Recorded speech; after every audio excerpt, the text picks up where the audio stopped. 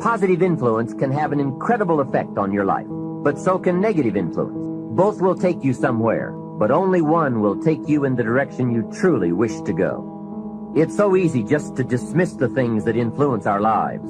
The man says, I live here, but I don't think it matters.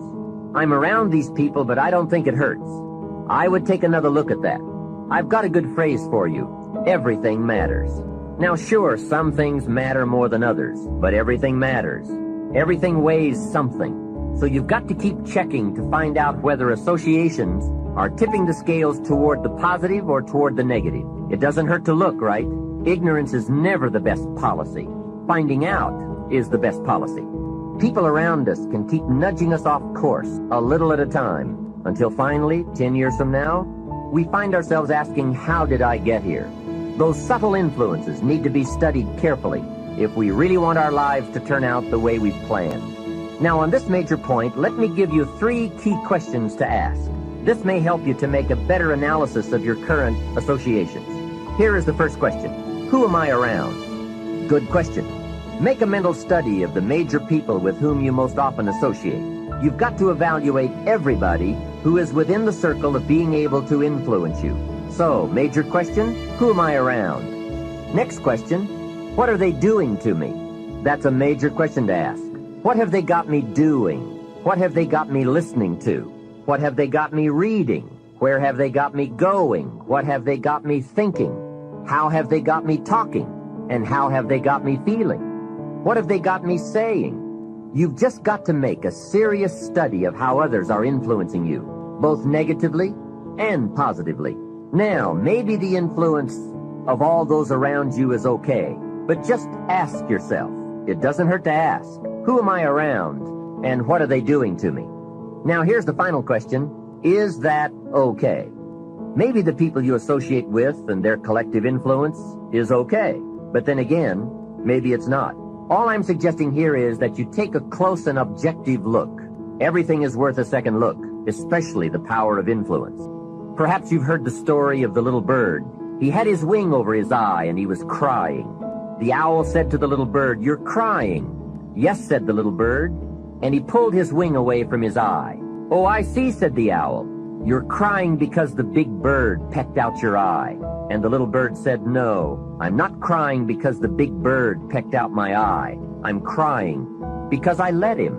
Hey, it's easy to let influences shape our lives, to let associations determine our direction, to let persuasions overwhelm us, to let tides take us, to let pressures make us. The big question is, are we letting ourselves become what we wish to become? Never underestimate the power of influence. What an important statement. The influence of those around us is so powerful. Many times we don't even realize we're being strongly influenced because it generally develops over an extended period of time. Peer pressure is an especially powerful form of influence because it is so subtle. If you're around people who spend all they make, chances are excellent that you'll spend all you make. If you are around people who go to more ball games than concerts, chances are excellent that you'll do the same. If you're around people who don't read many books, chances are excellent you won't read many books. In this most important subject of association, here are some actions you may want to take. First, disassociation. You may, after a study of those 3 questions, who am I around, what are they doing to me, and is that okay, you may come to the serious conclusion that there are some people you just have to break away from.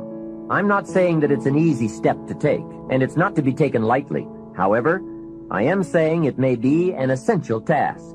You may just have to make that hard choice not to let certain negative influences affect you anymore. Remember, it could be a choice that saves the quality of your life. The second action you may want to take is limited association. It could well be that you are spending too much time in a certain area of your life with a certain group of people. It's easy to put time and effort in the wrong place. The guy spends 3 hours at the ball game and 30 minutes listening to the sermon.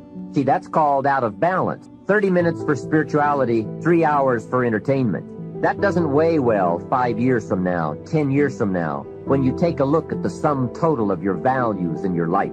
Here's one of the easy ways to end up with a mediocre average life, spending major time on minor things. Sophisticated people learn to weigh everything before They spend time or money. You've got to weigh before you pay. Whether you're going to spend heavy time or light time, you've just got to weigh. Otherwise, if you're not careful, you can get trapped into spending heavyweight time with lightweight people.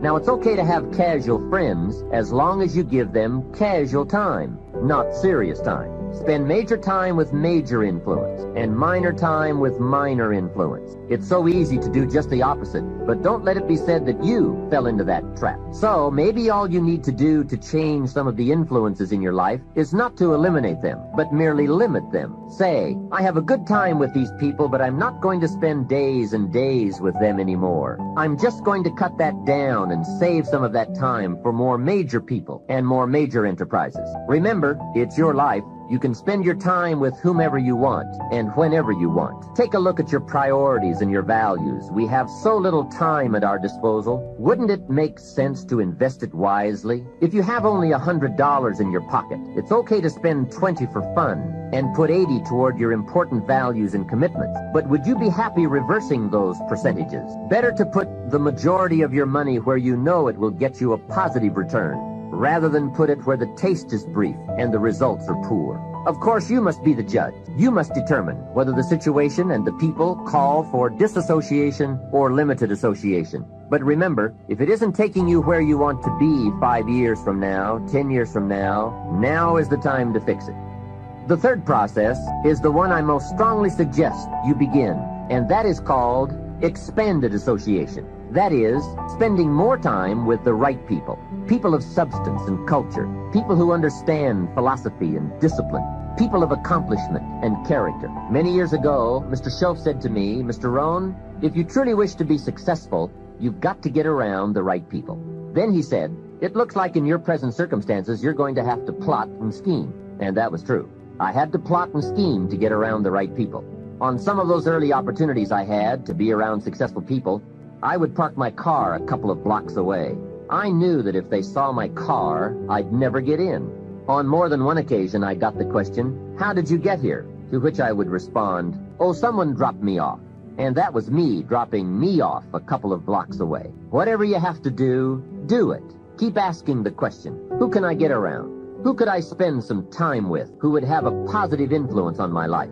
I played every trick in the book I could think of to get around the right people, but it was worth it. Now here's the surprise. It is possible for a modest investment to get around major people. If you had a chance to sit down for an hour or two with a wealthy person, and all that you had to do was to pick up the lunch tab, wouldn't that be a bargain? That person might drop an idea on you that could change your life for a lunch tab. And that's where we need to go to get our success plan from successful people. Don't pick up your plan, especially your financial plan, from unsuccessful people. Here is something else exciting. It's possible for people of modest means to start a wealth plan. You don't have to be wealthy to have a wealth plan. You don't even have to be healthy to start a health plan. All you have to be is smart. Smart enough to say, hey, I've got the wrong plan, and I'm going to get around someone who has a better plan and make it my plan. So, find some successful people to help you fill out your success plan. Find somebody healthy to get your better health plan going. Find somebody living a unique lifestyle to develop your lifestyle plan.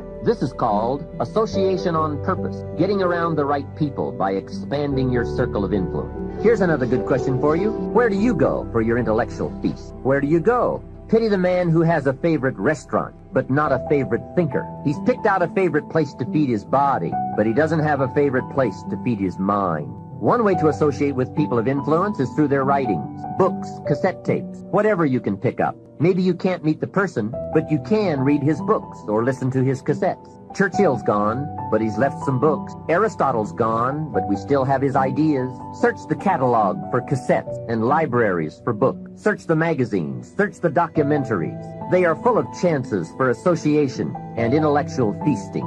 But in addition to reading and listening, we also need a chance to do some talking and sharing.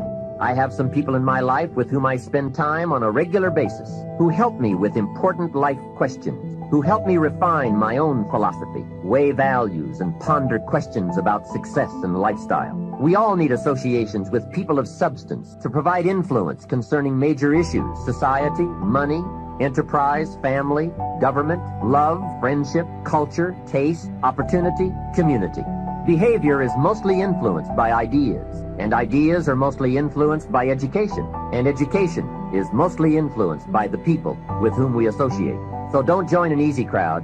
Make sure you get around people who can ask the right questions about the latest ideas you've discovered, about your philosophy, your enterprise, your goals, your lifestyle.